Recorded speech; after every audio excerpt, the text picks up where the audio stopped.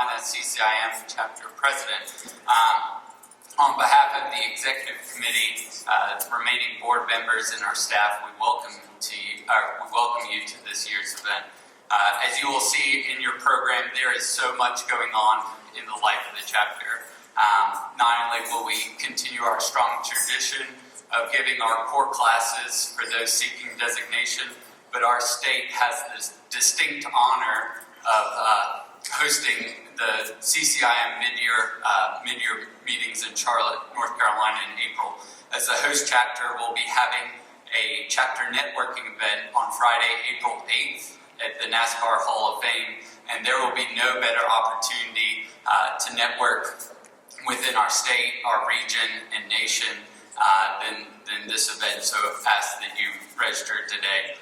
I want to take a moment to thank each of you for making today a priority. As we continue to move forward into new and uncharted waters, we're doing our very best to serve you, our members. We would not be able to have this event without the continued support of our power partners, and in particular, want to thank ECS, who's our education sponsor, for their ongoing support, especially of our candidates. In addition, would bring your attention to the QR code on the back of your program today, where one of our silver power partners, Integra Realty Resources, has provided their viewpoint publication. And when you go to the QR code, you'll see that it's for the entire state, but it's segmented for each major market, and then it's segmented in asset class. I hope that you'll see value in that as one of the takeaways from today, and want to obviously thank Baker Haynes with Integra for providing that. Lastly, you can't keep a good man down, and in this case, two good men. This event today wouldn't have happened without our co-chairs, Charlie Ellis and Travis Carter. The two of them and their committee answered the call, and I am extremely grateful. Will you join me in giving them a round of applause?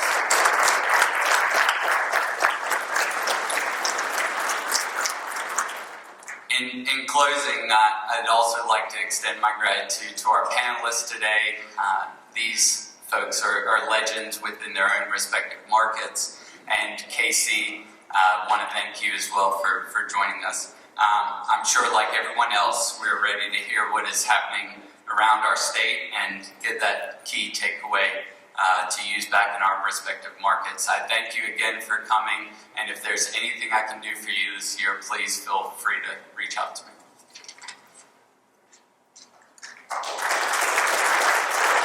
James, appreciate that. Without further ado, I invite the panelists to come up. Lewis Stevens from Charlotte, Jay Talyor from Raleigh, and Robbie Perkins from Greensboro.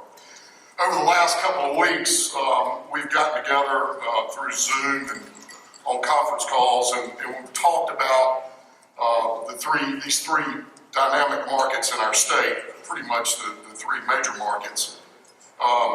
We talked about game changers, regional challenges, regional opportunities, market trends and changes, and I'm supposed to moderate these guys, but I'm going to turn them loose. My name's Robbie Perkins, and they talk about old rats in the barn. I guess I'm about as old as it gets. And it's ratty. That's right. And in 1994, I was the CCIM chapter president, James's role, and I went with a fella to New Orleans named Smitty Smith. Many of you may know Smitty from Charlotte. And he and I roomed together in New Orleans, which was a real problem. But what we discovered was that the Arizona chapter had a market forecast. And we brought it back to North Carolina and said, we need to start these things in each of the three major markets. And we've done it ever since. And it's been a huge, huge success. Today, I'm just so thankful that we're all together. It seems like 5 years ago since we've had this type of meeting where we could really network, see old friends, do some deals, and really try to get some knowledge that'll help all of us do some business. So my job is to talk about the Triad, the Piedmont Triad, and what's going on here. And over the years, we've kind of been left in the dust by the Charlotte region and the Triangle region, but today I've got some pretty exciting things that we need to talk about. And it's a result of a lot of preparation. It's a lot of folks that have worked together for the first time in history to make wonderful things happen for the citizens of the Triad. We've got since the slide is talking about Boom Supersonic, we've had two major projects announced in the Triad in the last 4 months. The one on the slide is Boom Supersonic. It was the second major project announced. And they're going to build a supersonic airliner here at the Piedmont Triad International Airport. $500 million investment, 2,400 jobs. The plane will be flying commercially in 2029. And it's just a huge thing for our area because it continues the growth of the aviation sector that was started by Hondajet and HAECO, and now we've got 10,000 people at the airport working in the aviation sector. The numbers on this thing are phenomenal. This plane flies at 2 times the speed of sound, Mach 2, and will take 88 passengers from New York to London in 3 hours. So that's quite a difference as to what it is. It's going to be built right here. The second major announcement was the Toyota mega site. Flip the slide, please. And Toyota came and has purchased the entire Greensboro Randolph mega site that's sitting 15 miles southeast of where we are right now. And they're going to spend $300 million and create 750 jobs on that in phase 1. And that's going to be a battery plant. And they're going to take about 650 acres of that 2,000 acres that they purchased. And that work is going now. There's probably 100 acres that's been flattened since the announcement 3 months ago. So this is happening fast. Batteries will be produced in 2025. And there's a possible phase 2 expansion that would bring the total investment to over $3 billion and almost 4,000 jobs. So this is a big, big deal.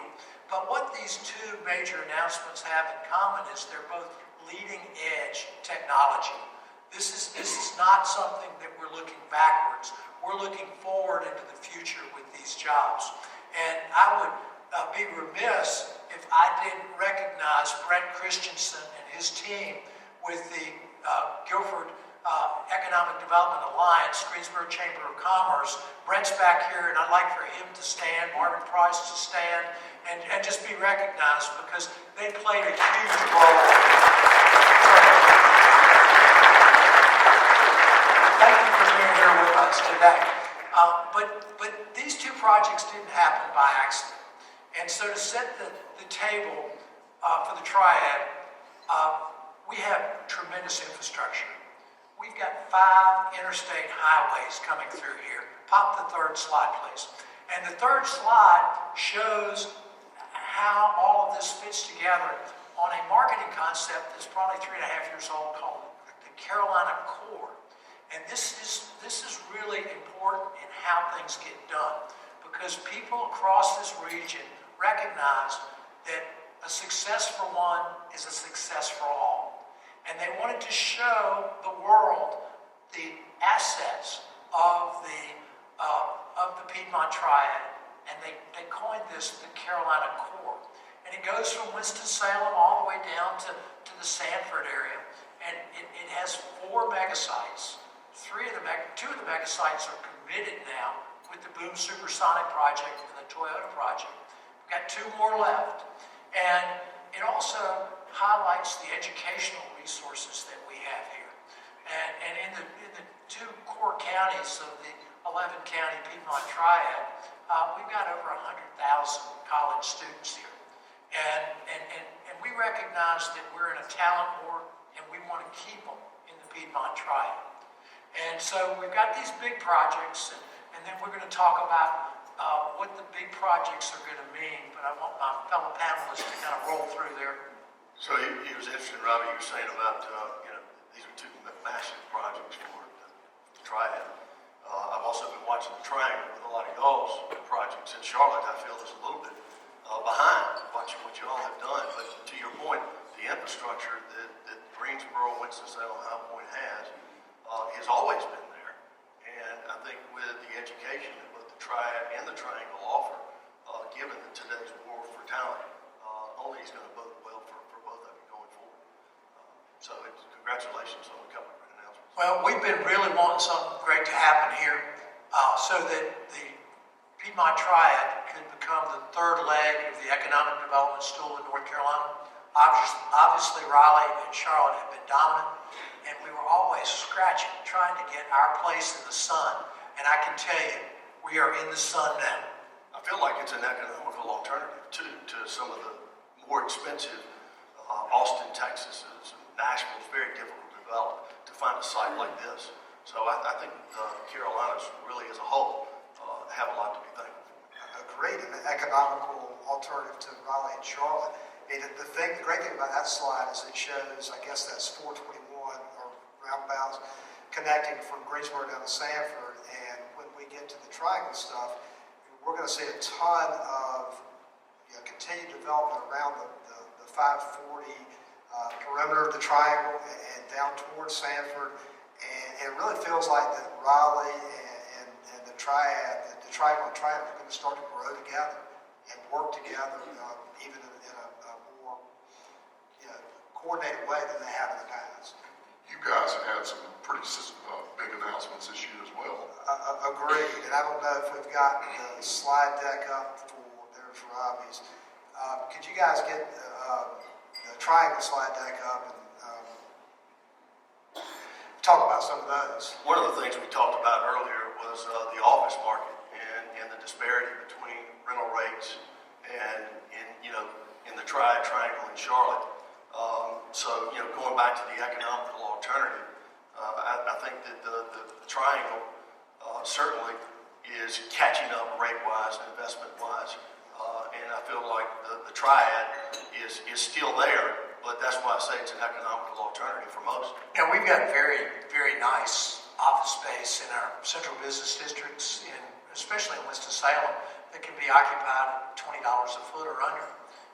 And there is suburban space available as well in all the markets at very reasonable rates.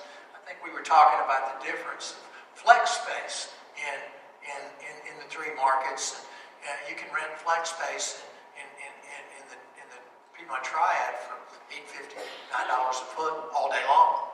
What does it cost in your markets? So Charlotte, we just sold a 200,000 square foot old warehouse that you probably wouldn't have even considered 15 years ago, and they're probably putting $180 a foot in it.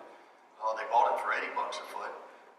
So they're looking at the high 30s, low 40 rents for those type of facilities. So I think they found some slides. So let's see if we can make this good forward. And to answer your question, Robbie, in our market, not more advanced, those flex rates are now mid to upper teens. Maybe touching 20 at some points. But yeah, as Bubba alluded to, we've got some real game-changing projects in the Triangle too. And really, it's crazy, but you almost have to have $1 billion project now in the Triangle for it to be significant. And I'll just touch on a handful of these. The biggest one that most of you probably heard about is the Apple project, which out in RTP, over $1 billion for an East Coast campus, which was a big get for not only the Triangle, but for North Carolina. Smart life sciences is going nuts in the Triangle. Robbie talked about the technology forward element of what's going on Piedmont Triad. Obviously, life sciences is huge in the Triangle and RTP, especially. Trinity Capital has got a billion-plus project called Sport Life Sciences. Fuji is already under construction in Holly Springs on a $2 billion plus pharmaceutical plant. Really kind of mind-blowing numbers for those of us that have been around for a while. Then in Midtown at North Hills, Kane Realty is putting a real emphasis on life sciences in their Midtown Innovation District, which is going to run kind of the back part of North Hills over to Wake Forest Road. It's going to tie into a project being done by DeWitt, which is also $1 billion. Again, kind of mind-blowing numbers. Many of you may have heard that Epic Games purchased the old Cary Mall, the old Cary Town Center Mall in the middle of Cary, which is really close to a large mixed-use project called Fenton. Those two things are going to kind of grow together. Another gigantic project, although not life sciences, certainly in a technology-forward area. And then the last one here is Kane's Downtown South project, which has slowed down a little bit because Charlotte got the soccer team, we did not. But there's still major plans for a new athletic facility down there, along with office, multifamily, etc. And so you can kind of see, in a way, that circles the perimeter of the triangle, and the outlying areas, the Sanfords, the Wendell Zebulons, are going to continue. Mebane, as you come back to the west, are going to continue to really explode with new development and a lot of opportunity in those areas. And one of the mega sites is at Moncure, Moncure, right absolutely. down Highway 1 from Raleigh, getting a lot of activity. Absolutely. So you've got that linkage from the Holly Springs site down to Moncure, down to Sanford, and then you just turn right back up 421 and you're coming to the Triad. The diversity of that slide and all those different uses, I think also speaks to the strength of the triangle as far as education. Yes. And what you have to offer. We've been trying to attract life sciences in the Charlotte metro market for years now. We've had a billionaire that has built a new town trying to attract them, and you guys are knocking the cover off of it right now. There's all sorts of new development that is occurring in your marketplace in the life science arena. Yes, without a doubt. And give us an idea of wage rates and average job yearly. I mean, for these projects, you're in the six figures. I mean, certainly the Apples, the Fuji's, I mean, it is a very high-end wage number, and they are taking advantage of the education base that we've got in the Triangle. I mean, you're trying to keep them in the Triad. We certainly are trying to keep them in the Triangle, and I think the companies that are relocating are really focused on the, in order of importance, NC State, Duke, and Carolina graduates. Just kidding. Sorry. But all the others, the smaller schools as well. I mean, we're turning out very capable, educated workforce right at home. Louis, you mentioned about Flex and what's going on there. I represented a company out of South Carolina just recently trying to buy a Flex unit. There were 12 offers, and we came in at a 15% premium, and we didn't get it. So Charlotte's got a great distribution hub with the I-85, 77, and 40 not too far away, along with our airport. We've got the intermodal there, so the industrial market has been humming for quite some time, with e-commerce lighting the fuse even more. And then all of a sudden you have this redevelopment of South End, NoDa, and we've now got the Plaza Midwood that has been added to the mix, where they picked up some small industrial buildings over there and have redone them. So, once again, someone said, we'll pay $100 a square foot for it. I'd shake my head, but sure enough, they're now paying $110, $120 a foot for it. So it just continues to go up and up. But once again, it all comes back to a war for talent.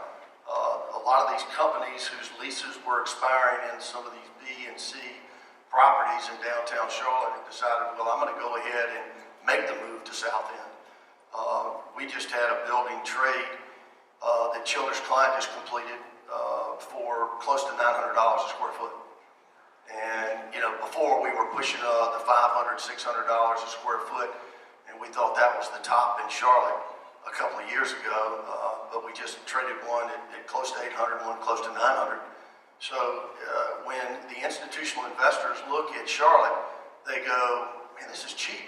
You look at Austin, Texas, or some of the bigger cities, Chicago, California, or San Francisco, it is cheap. And then when you start to look at Raleigh and the infrastructure there and the talent in Greensboro, with over 100,000 students, Robbie, it really starts to become attractive to all these corporations, because we all know that the cost of talent is about 70% for any company. The other 30% is scattered amongst real estate being the next, and then everything else. So if you can find the employees and the infrastructure, the airports, the highways, reasonable cost of living, I think our best 25 years may be ahead of us. I agree completely. It's a great place to be, regardless of which market you're in. And, I feel like we're going to have continued in-migration, and all the demographics say it. And, just choose your market. You want to go to Charlotte and have maybe a little bit more of a big city feel. You want to come to the Triad and spread out a little bit, and Raleigh's sort of in between the lifestyle of the two. Well, I saw an interesting slide some years back that Jim Trogdon, who was Secretary of Transportation for the state of North Carolina, used in one of his presentations. He said that 4 states in the United States would house 50% of the increased population in the whole country over the next 20 years. And those 4 states were Texas, Florida, Georgia, and North Carolina. So just imagine that. He followed that by saying that 80% of the population that would move into the state of North Carolina would live within 15 miles of an interstate highway. Think about that. So when you start thinking about North Carolina, our Mississippi River is I-40 and I-85. And if you look at what's happening in all 3 of our markets, all of the interstate land has been bought up, and the prices have just run through the roof. The land that we used to sell for $50,000 an acre is now pushing $130,000 an acre. And in your market, it's north of $200,000 for And I think the site to do business, business analyst and some of those tools that we have really are what we need to focus on as a profession, and really start to utilize that even more, because I think the investor has figured out the game as well. And the more we use our tools, I think the more successful we're going to be as a group. Well, getting back to this talent war thing, let's talk about that for a few minutes. It's not going away. It's going to last for years. Yes. It's a demographic thing that I'm sure KC will talk about. And it's the haves and the have-nots too. This is you're either going to have to fight for the talent and be effective in winning it, or are you going to be on the end of a dirt road going to nowhere? This is where we have to compete in the Piedmont Triad. And the way I think we can compete most effectively is in our urban cores of our 3 cities. And I think we're starting to do that, but I think we need to redouble the focus and our efforts in downtown Greensboro, downtown High Point, downtown Winston-Salem, to make them cool. Because the talented people are looking for cool. And whatever cool is, we've got to invest the dollars to make it cool.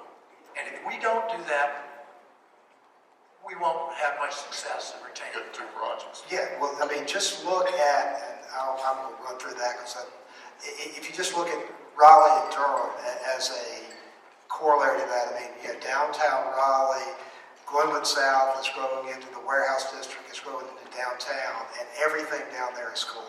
All of it is cool. Same thing in downtown Durham. They moved the ballpark over there, and now there are multiple different office buildings, restaurants, et cetera, and so forth.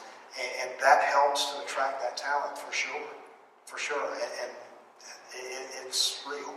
Louis, you had made a comment in our previous discussions about maybe a lack of universities and colleges and stuff in the Charlotte area, but there's some things that are happening. Yeah, we've got a couple of good announcements in that we have a new medical school coming to Charlotte. And so that's exciting. It's a major city, and we don't have a medical school, very much Triangle and Triad. So that's exciting. Atrium Health is spearheading that project. And then we have had some success attracting some of the major universities that both of y'all have a satellite office. So that's been accretive to our situation. But once again, we're envious of the amount of schooling and talent and continuing education, because I think that's really where the rubber meets the road, is the ability to reschool ourselves. We're all here as students. We all went back to school to get our CCIM because we felt like we needed a little more knowledge. And I think that going forward, the commitment that the Triad made in order to attract boom, with some further education is certainly an exciting opportunity. But we feel like we're always looking at you guys and saying, yeah, we know they got plenty of students up there, but it's not too far a drive. But hopefully this new med school and some of these satellite offices, Wake Forest and some others, will help us. I think we got some more slides up of Charlotte. You can kind of roll through that. This is a couple of some game-changing projects. Centene, which when I heard this project, I didn't even know who Centene was. They're a Fortune 47 company in the insurance and finance business, but they're going to bring a mega project to Charlotte that's already under construction. It'll be opening up later this year, but it's over $1 billion project. The other industrial project on the right is the 2,000 acres that we've represented kind of on and off for about 15 years. And we first got that project when Philip Morris moved off that 2,000 acres in Concord, and we got it in 2008. So it's when you didn't want a listing of land, you may recall that. Good timing. We held hands for many years before we finally landed a company from Ireland who was trying to catch a genie in the bottle, and that did not work out too well. And so we had to reposition the property again, and we're able to land Red Bull for a little over 500 acres, Carvana for 100 acres, Eli Lilly just announced for 400 acres. So all of a sudden, very similar to what just happened in the Triad, has just happened in Concord, just north of Charlotte. Once again, to Robbie's point, I-85, our Mississippi River is still bearing fruit. Next slide. These are projects which are kind of, to Jay's point and Robbie's point, you really got to create a cool place to work. And if you don't create a cool place to work, big companies like Allstate are going to leave downtown Charlotte because they're in a B or C building, and they're going to move to a really hipster-type location in South End. And so what the city saw this happening many, many years ago, and we started with a rail system, which has been very, very successful from Charlotte to South Charlotte, and then we just completed the line all the way up to UNC Charlotte, which is in the northeast. Something we probably need. Absolutely needed in the Triangle for sure. But these projects are blending uptown and south end together, where you have a rail line where people are walking, biking, jogging, but also jumping on the rail to go uptown to work or going back home. And it's now occurring all the way up to the university, and we're trying to tap once again our 30,000 students up at UNC Charlotte.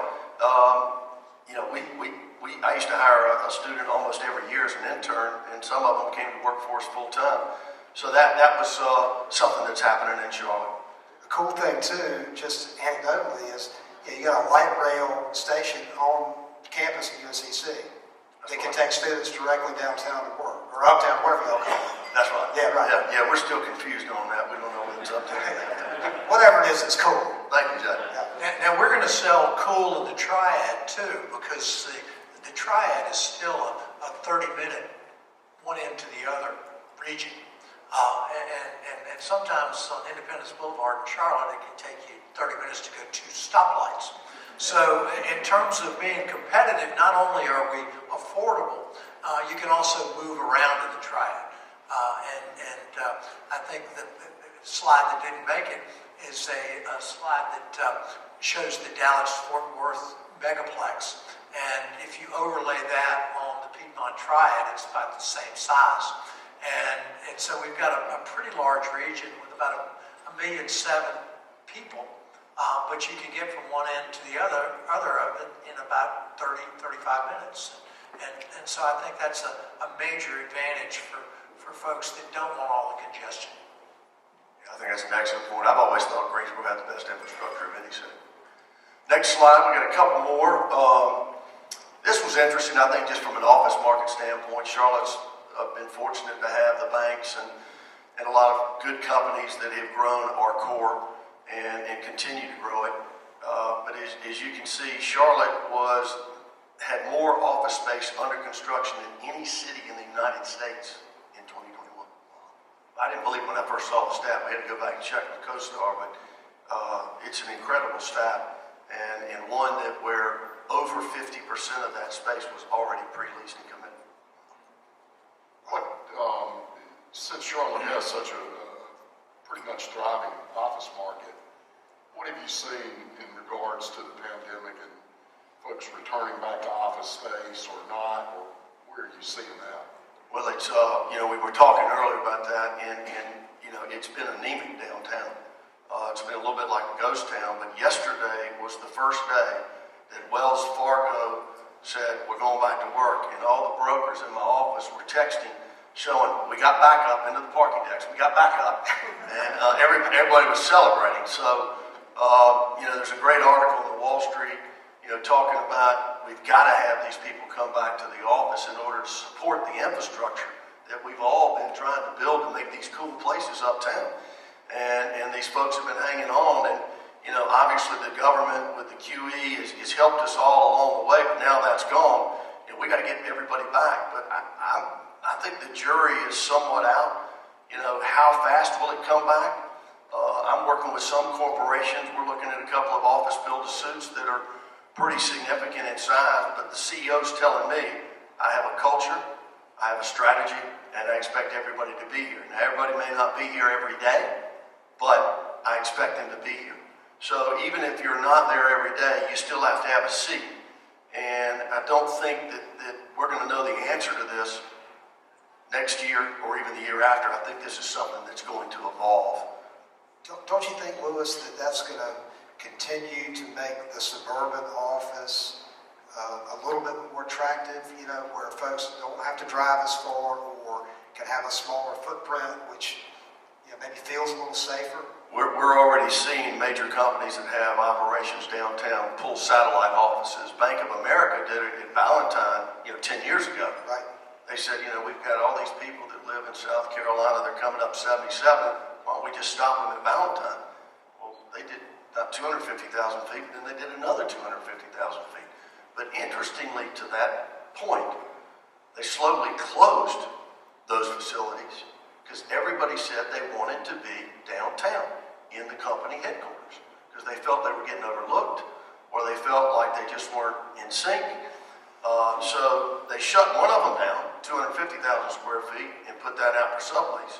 And then the other one is still there, but it's just kind of, before the pandemic, it wasn't being utilized as much. So obviously B of A had an experiment going on before the pandemic, and I think it's interesting to note what actually happened before the pandemic. So that's just a little note.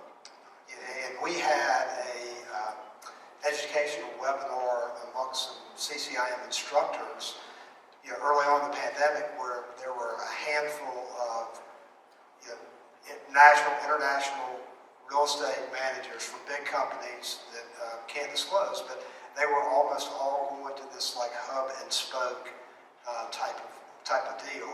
And so it's interesting to me that, in certain contexts, the Triangle, Triad, Charlotte to a lesser extent could be the spoke of a really big company, and then our local companies may be, branching out from downtown to suburban, or trying to have, smaller locations that are in the outlying areas.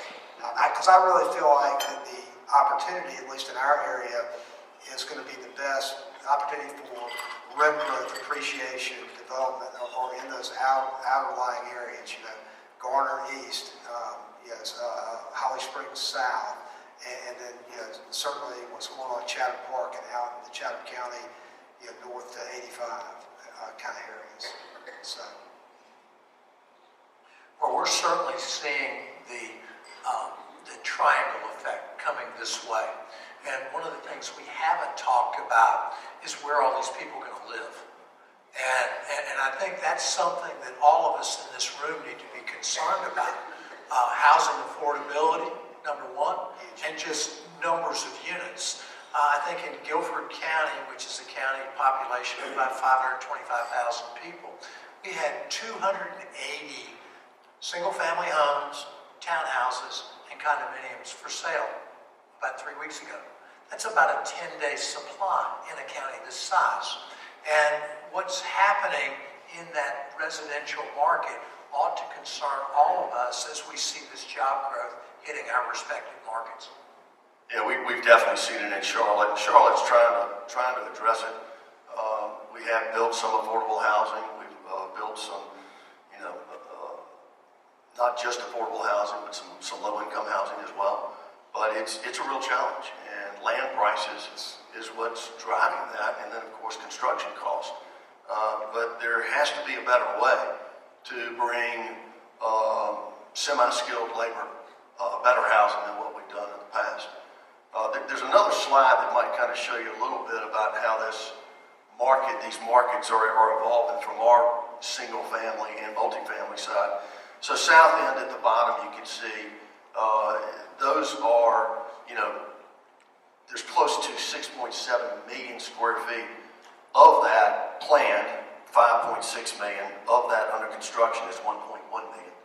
So it's a pretty active market, as you can well imagine. But the NoDa Plaza Midwood, that's 1.1 million. That's just evolved. That's a new market for us, as well as the Fremore West.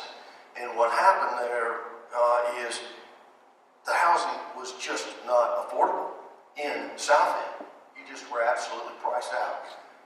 Apartments, 3-bedroom apartment, $4,000, $5,000. I mean, it's just incredible.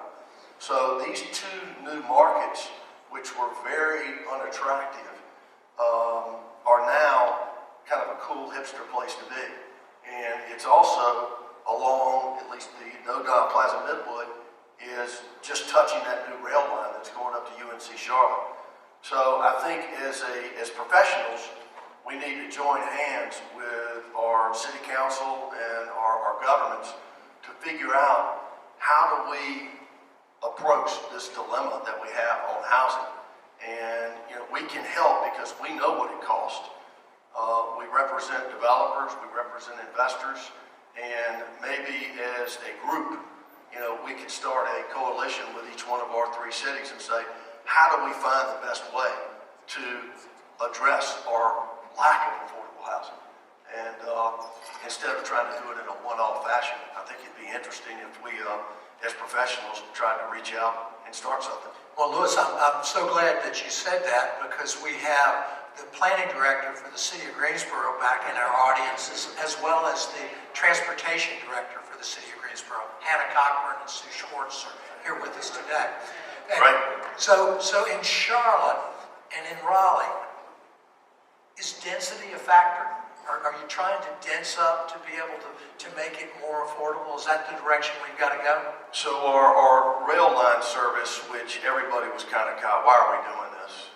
This is just going to cost a fortune. You're knocking buildings down. The tax base is being eroded. And the folks that had the vision said, trust us, this is going to work out. And there's over $1 billion that has been developed just in South End alone along that rail line. And so what we're seeing and what we have done is join hands with city council and the government, and they have invited us in. And we've said, if you build it, they will come, and it will get financed, and it will be accretive to the tax base. And so Charlotte's seeing it, and Charlotte is allowing more density along that rail line. We really want to lose the automobile in South End. South End does not have Greensboro's infrastructure.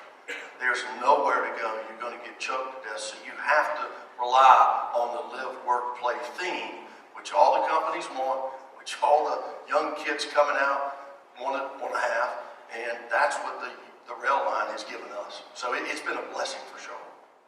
Yeah, and without the rail and the triangle, it's a little bit different. And I don't know that the representative councils are necessarily executing on the long range vision all the time. It's not 100% predictable that you can get a denser development done in certain places. And we've got the challenge too, as I'm sure you guys have, of multiple different municipalities, and everybody's kind of doing their own thing. And I think a key for us is some collaboration, some connectivity between the municipalities. And I just talked about the explosion going on in Garner as we come out of South Raleigh and into that last leg of 540 that's coming around there. And it's just a little bit unpredictable what you can get approved in Garner right now, and so that makes it a challenge. I think in trying to me, working together, the municipalities will help. And it's maybe not the popular opinion, but I do think light rail would be would really, to use your word, Louis, accretive to really getting some density in some places. I don't think there's any question that the Piedmont Triad would not have Toyota located here if we didn't have cooperation between multiple jurisdictions in making that deal happen. And I think that that's also going to be true in solving our housing dilemmas. In North Carolina, 7-8 years back, 10 years back, there was a lot of discussion about the urban-rural divide and the haves and the have-nots. And what I think we're learning is that the urban areas are going to have to work with the rural areas and vice versa, because the urban areas are the job centers and the rural areas are going to have to house the people that work in the job centers. So somehow we're going to have to come up with a coordinated plan to make all of this work. And the discussions and the interaction between the private sector and the public sector, and then the various public sector entities in the region, is imperative for us to succeed. Yeah, Charlotte just came up with their 2040 plan, and it's an $8 billion package, transportation package. And everybody said, "You got to be kidding me," when he first announced it months ago. And he said, "No, this is what we want to do if we want to be in the 21st century. You got to plan way, way ahead." Well, we're going to have our urban loop around Greensboro finished in early 2023, and it's a 47-mile loop. And initial plans for that were started 45 years ago. So that shows you the long-term nature of this infrastructure. So anytime you're talking about public infrastructure, roads, water, sewer, it's a long lead time. And it takes a lot of heavy lifting because you got to put together the financing sources for that infrastructure. And it just doesn't happen. So I think number one thing you need is leadership. You need some vision, and you need some people that are going to work together in order to make this stuff happen. Yeah, it's a long-term goal, and you lose a lot of the institutional knowledge as some leaders and some groups retire and go away. But there needs to be an overall, consensus, and CCIM can lead that effort, help lead that effort. Great. One final comment from each of you. We're about out of time. For me, I'm just really, really happy to see a lot of faces in a room together. This group, I don't know about other professions, but we are a face-to-face group, and really appreciate all of y'all being here, supporting CCIM. Those of you from the Triangle, thanks for driving over today. And KC's will give us the real information when he comes up. So, and thanks to Bubba and to Robbie and Louis for their insights. Anything else? No, we had fun putting this together, and I think it goes back to Jay just commented, just the chance to connect a little bit, talk a little bit about our own respective markets. I think it'd be a lot more fun to come to the Triangle and try and do some business with you guys, and in Burlington as well. So let's see if we all can reconnect, given what we now have this thing behind us, and let's get to work. And I just want to thank everybody for being here. I think the talent that's in this room and that we have in our CCIM chapter across the state is really unsurpassed. We are the envy of most of the country in terms of how we run our CCIM organization. The education is really unsurpassed anywhere. But the people that have gone through the education and worked professionally in this state are superb. And not only do we want to have successful businesses, we want to put something back into the communities that we live in. So if we can achieve those two things together as a group, I think things will be just great here in North Carolina. Gentlemen, thank you. Let's give these folks a big hand.